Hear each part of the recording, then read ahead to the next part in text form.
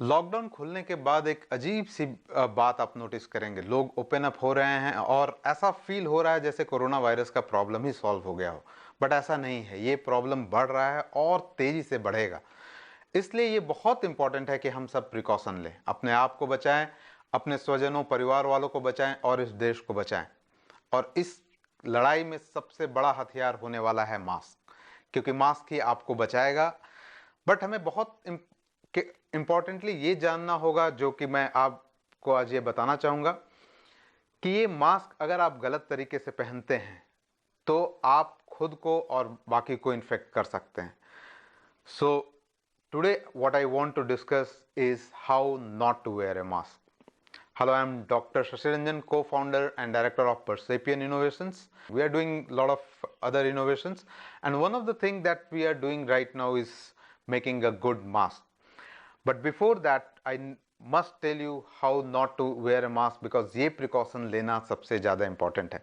तो कभी भी जब आप मास्क पहनने की बात करें तो मास्क को पहनने के पहले आप अपना हैंड सैनिटाइज जरूर करें, क्योंकि hand sanitisation and mask both goes hand in hand.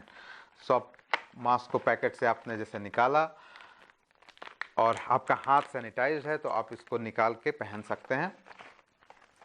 पर इसमें सबसे बहुत ही इंपॉर्टेंट पॉइंट ये है कि आपका नोज एंड चिन यहाँ से यहाँ कवर होना चाहिए। नोज पिन इंटरनली है या एक्सटर्नली है तो उसे आप सेट कर लें कि आपका पूरा ये फेस सील्ड हो जाए।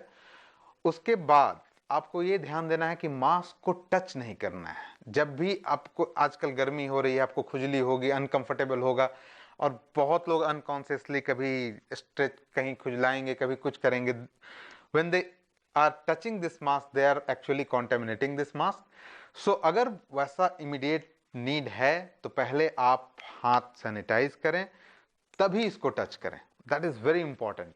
एंड एक चीज आपने नोटिस किया होगा, लोग आजकल मास्क तो पहनने लगे हैं, लेकिन मास्क कैसे पहनते हैं?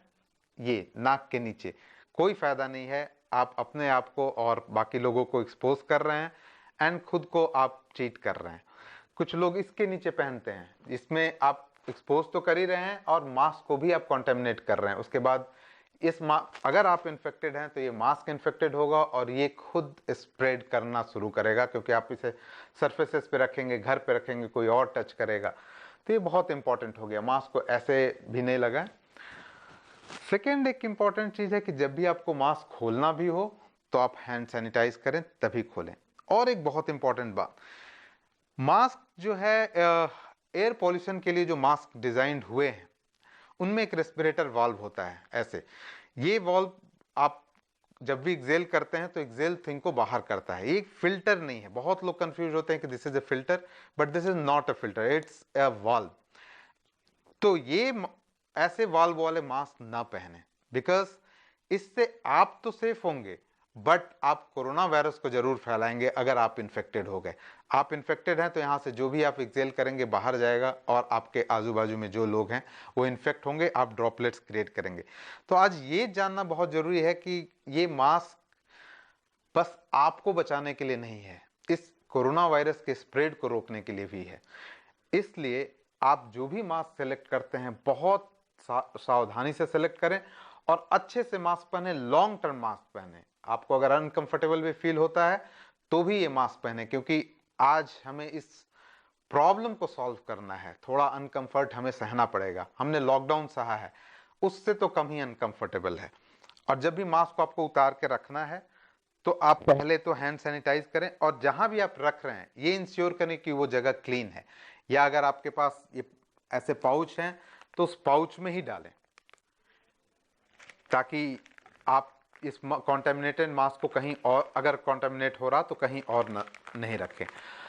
अगर आपके पास ऐसे पाउच है तो इसमें डाल के आप इसको सील करके रख सकते हैं धूप में, ये खुद सैनिटाइज हो जाएगा।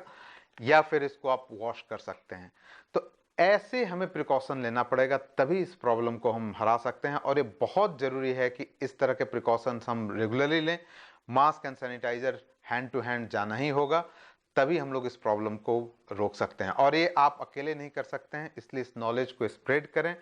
Be safe and spread the word of this safety. Thank you.